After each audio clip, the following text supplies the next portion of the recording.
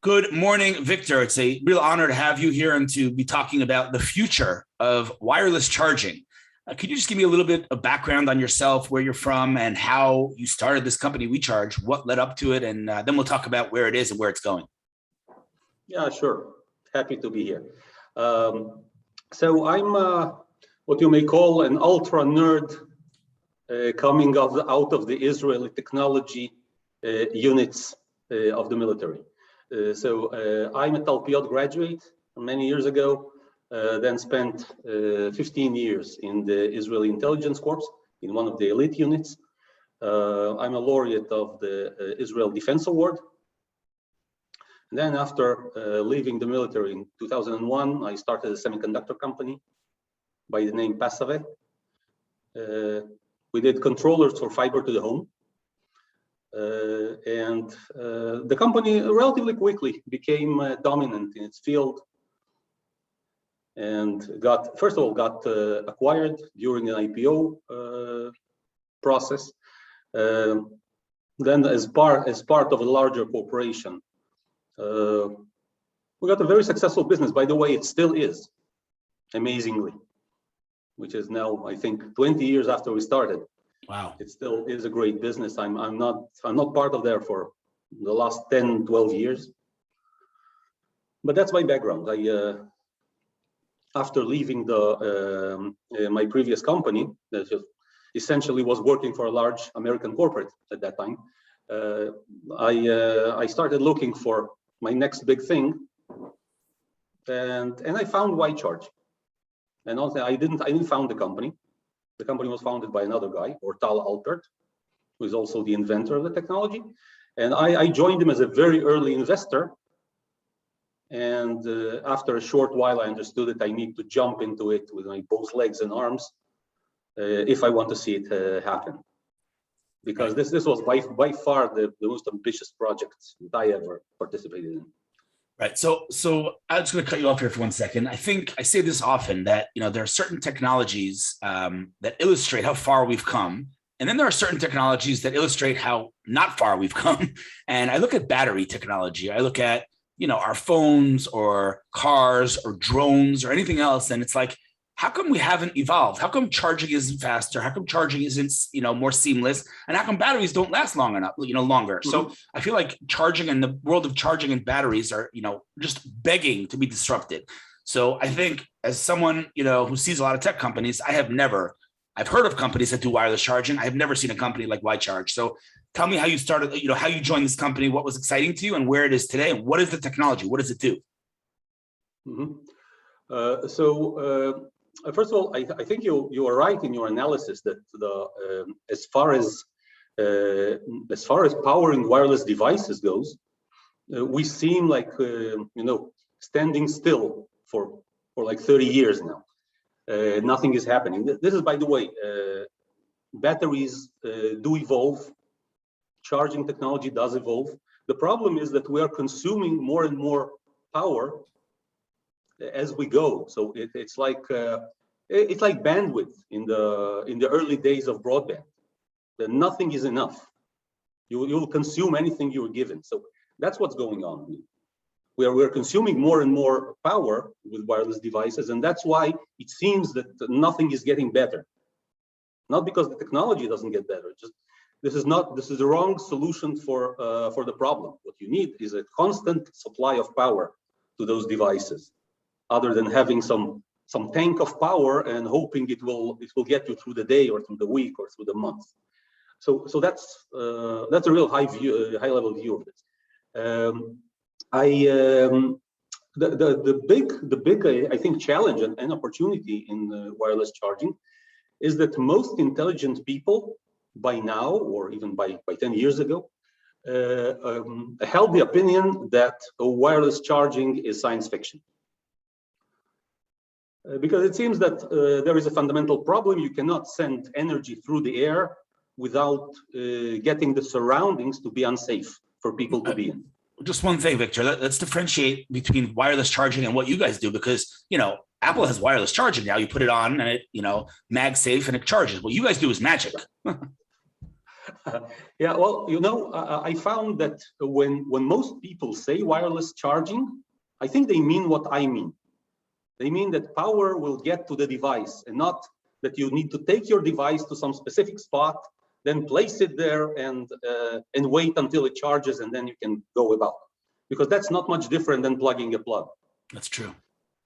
So most people understand wireless charging or wireless power just like wireless communication. It has to somehow get to your device without you doing anything. So in this respect, I think I'm at least speaking the language of most people, not necessarily of the industry, because in the industry there are those charging pads that were positioned for a decade as wireless power because there was nothing else. Right.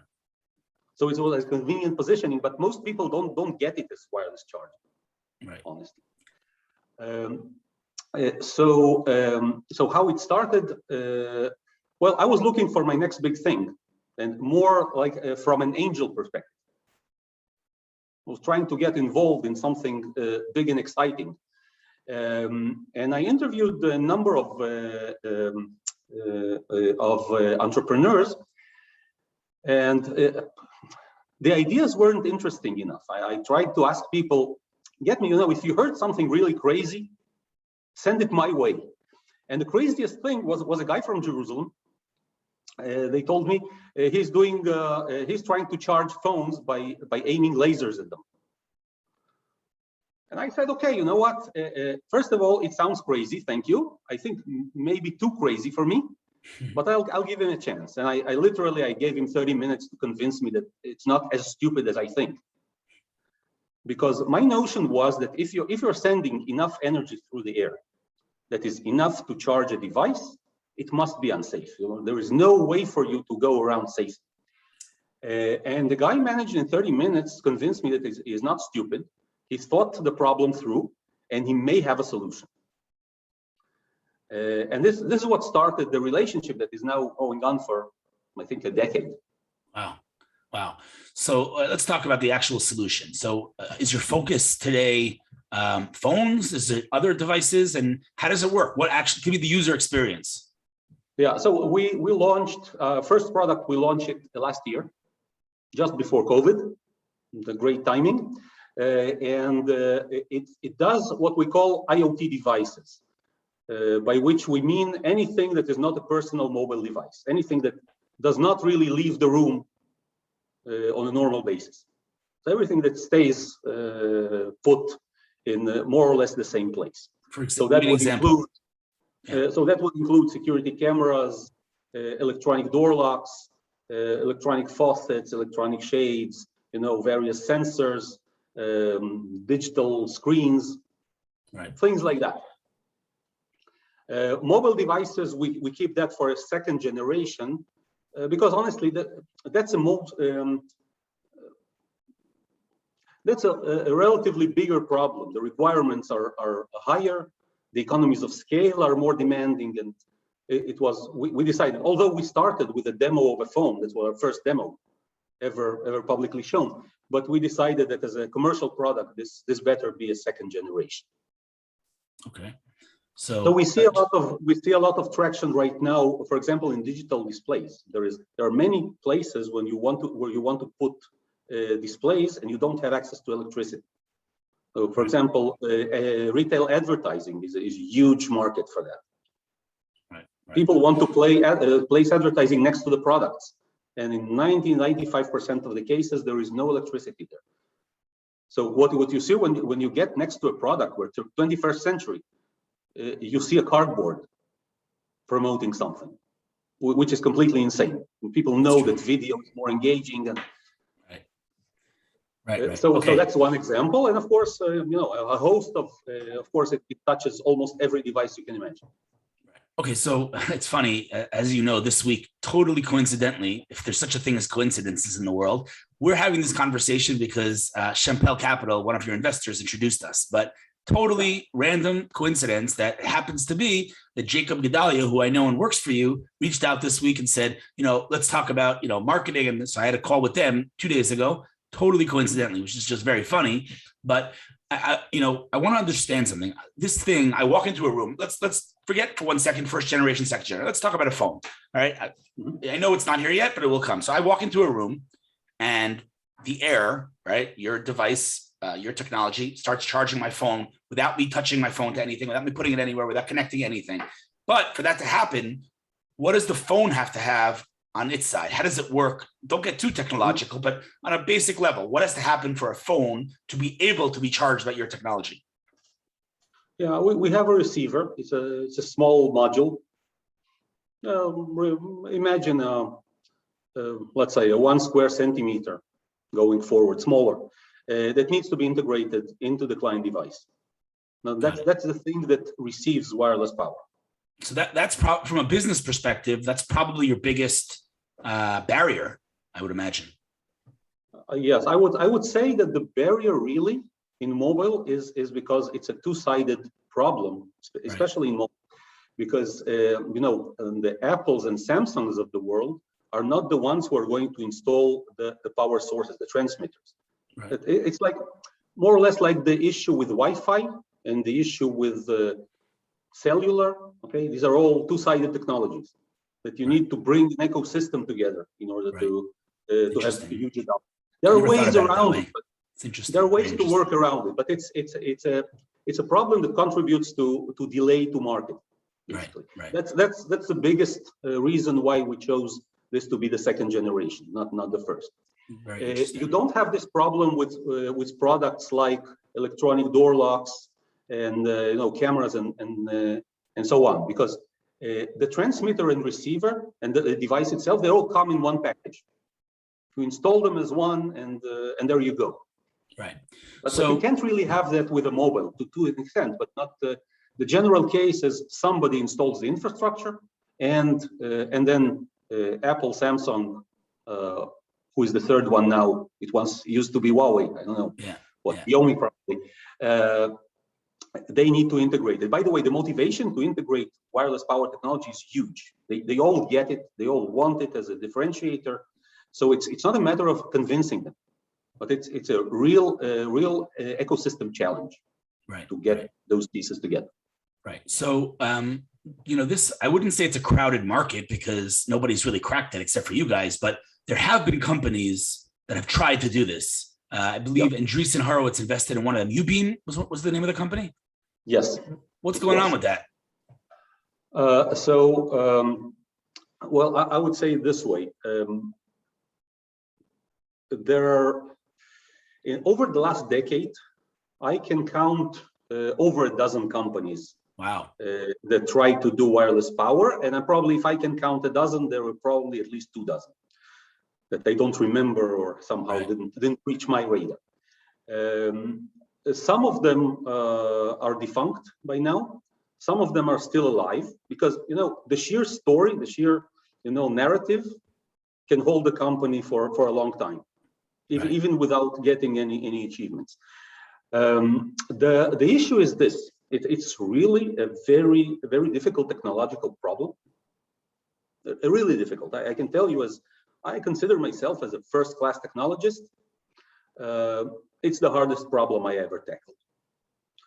And it oddly happens that, as I told you before, most serious technologists think it's science fiction. They think it's a hopeless problem.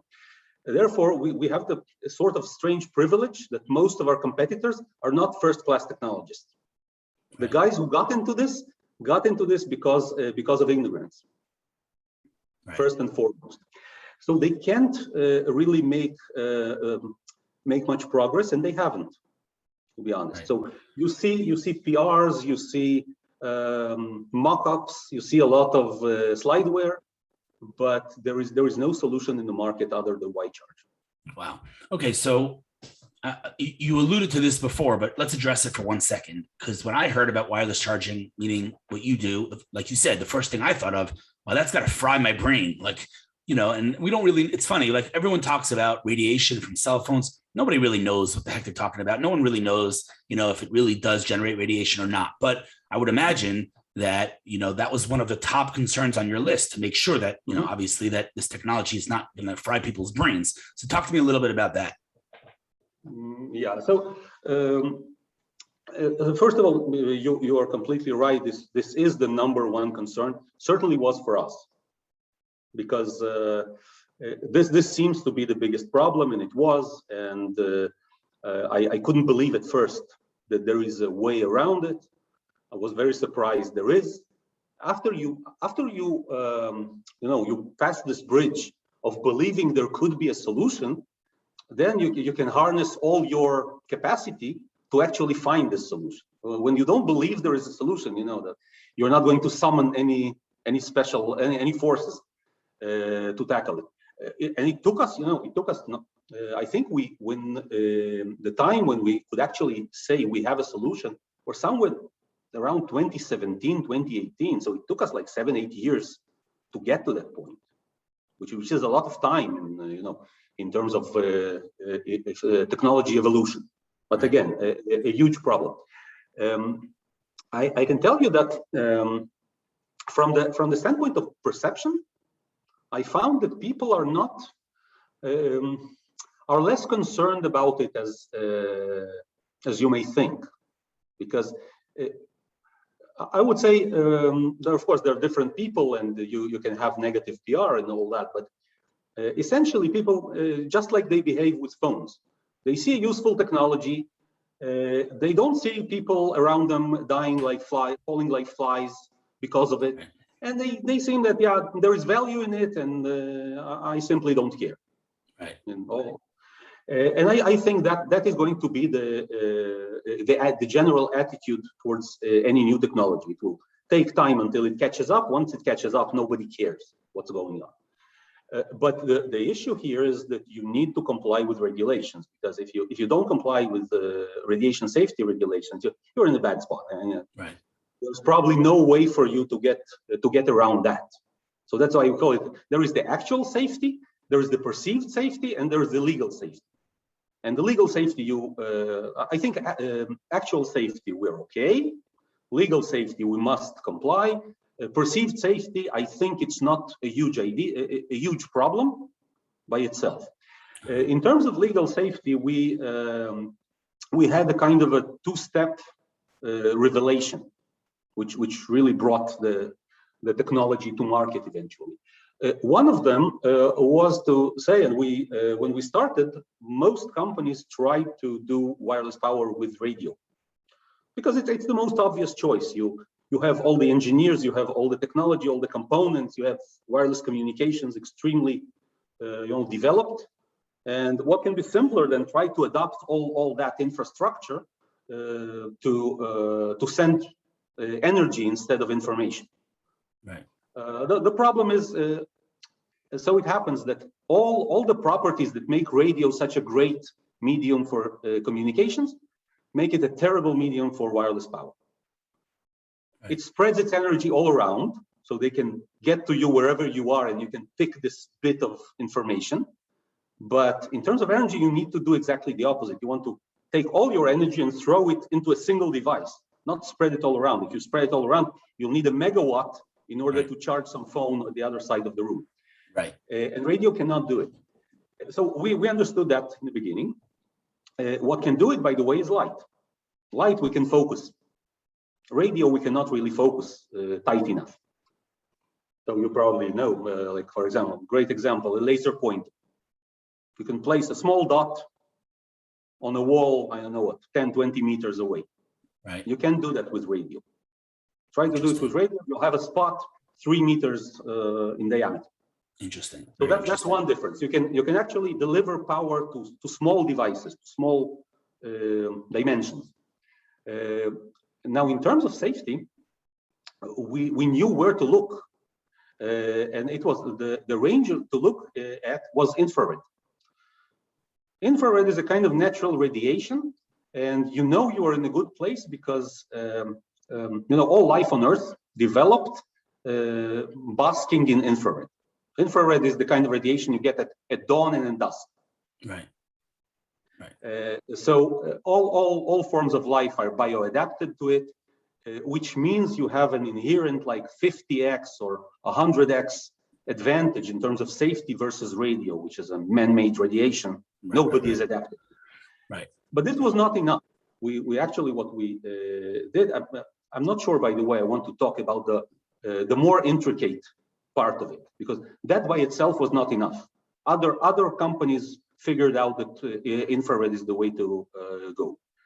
But from here, there is another completely non-trivial leap that we made in terms of safety, and this has to do with the structure, with the anatomic structure of the human eye, because the only problem with safety with infrared that can go is that our eyes are very sensitive light receptors, extremely sensitive sensors.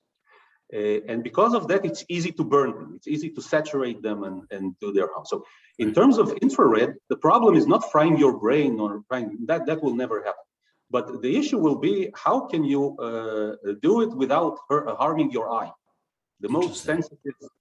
And we found a way. And we found a way to do it, to make it completely eye safe. Wow. And that's the big breakthrough that only belongs to Whitechart. Love it. I love it. Okay, so we're wrapping up because I don't want to, people have ADD, so we can't do too long, but just give me your 1 minute overview of what's to come in terms of the company. What's the future? Well, I would say in the near term, we're now working on signing a few deals with early customers. We're now seeing some pilots that will develop into deployments, of actual commercial deployments next year. After that, I believe the next step is going to be we'll start working on a second generation, which will bring it to the application that everybody is anticipating, the mobile. Right.